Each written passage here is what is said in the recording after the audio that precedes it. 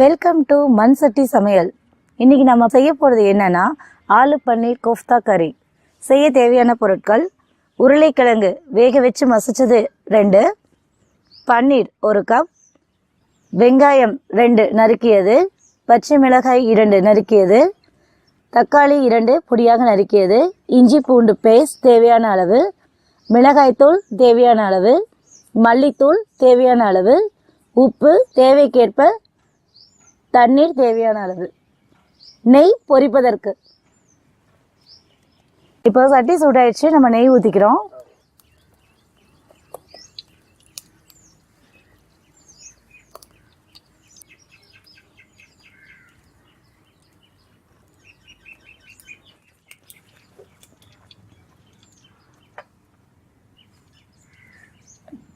நெய் சூடாகிறதுக்குள்ள நம்ம இதை உருளைக்கிழங்கையும் பன்னீரையும் சேர்த்து ஒன்றா கலந்துக்கிறோம். இதில் கொஞ்சம் உப்பு மிளகாத்தூள் போட்டு பிசைஞ்சுக்கிறோம். உருளைக்கிழங்கையும் பன்னீரையும் கொஞ்சம் மிளகாத்தூளும் உப்பும் போட்டு நம்ம இந்த மாதிரி உருண்டை பிடிச்சி வச்சுருக்கோம்.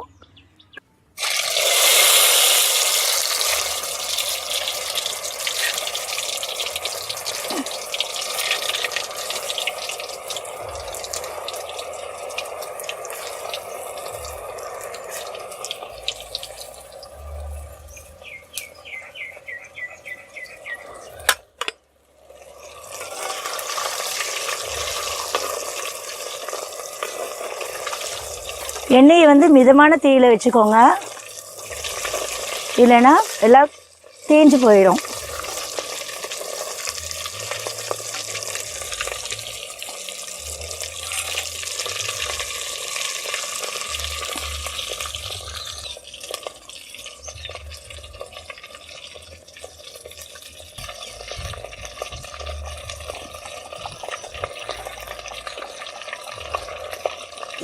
இப்போ பார்த்தீங்கன்னா பொன்னிறமாக வருது. இந்த மாதிரி பொன்னிறமாக நம்ம பொரிச்சுக்கணும்.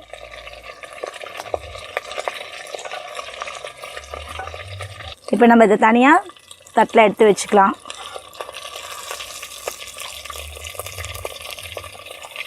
இப்போ பொரிச்சிட்டோம் இல்லையா, இப்போ நம்ம அதை கிரேவி செய்யறதுக்கு தேவையான அளவுக்கு எண்ணெய் ஊற்றிக்கலாம்.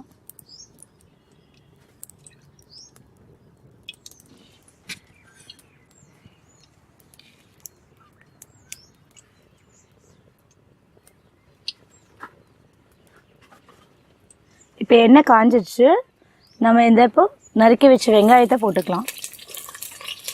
நறுக்கி வச்ச வெங்காயத்தையும் பச்சை மிளகாயும் போட்டுக்கலாம்.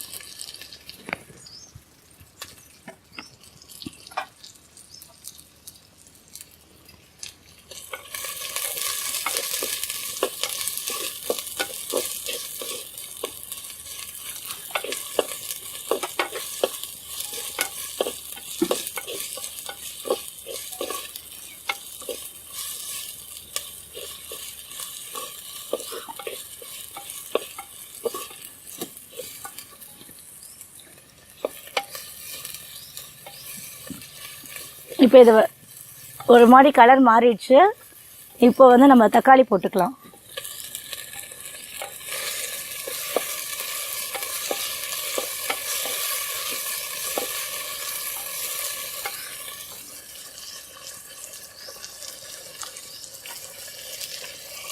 தக்காளி வேகணும் அப்படின்னா, வதங்கணும் நல்லா அப்படின்னா கொஞ்சம் உப்பு போட்டுக்கலாம். இந்த டிஷ்ஷுக்கு தேவையான அளவுக்கு நம்ம உப்பு போட்டுக்கலாம்.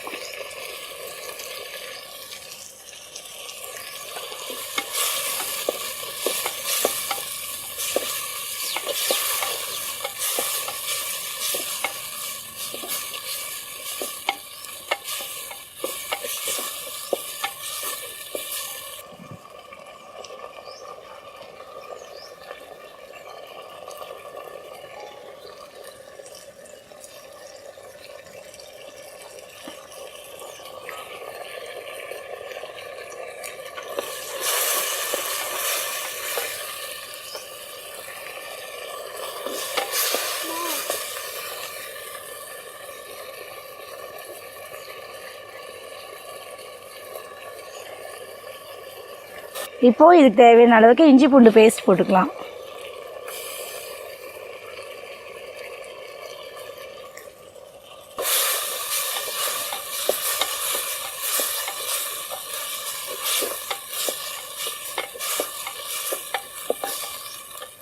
இப்போ இதுக்கு தேவையான மசாலாலாம் நம்ம கலந்துக்கலாம்.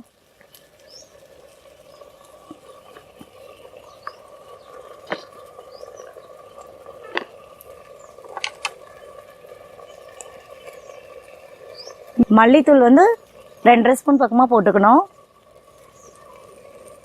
மிளகாய்த்தூள் வந்து 1 ஸ்பூன்.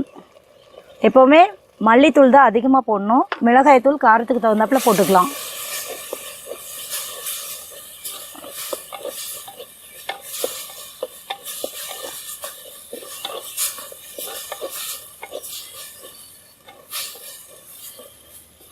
நல்லா இதெல்லாம் வதங்கிடுச்சு. இப்போ இது நல்லா வதங்கினதுக்கப்புறம் நம்ம இதுக்கு தேவையான அளவுக்கு தண்ணி ஊற்றிக்கலாம்.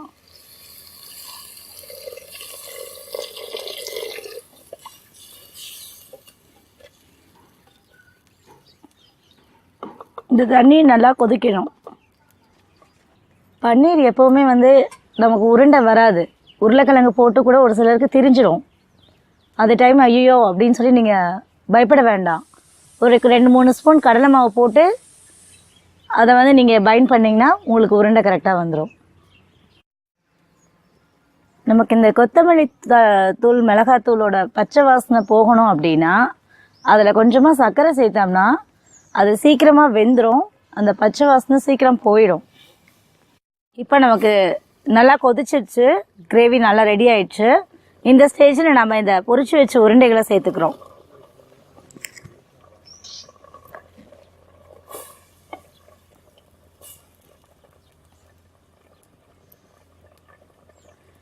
நமக்கு இப்போ வந்து அடுப்பை கம்மியாக வச்சுக்கலாம்.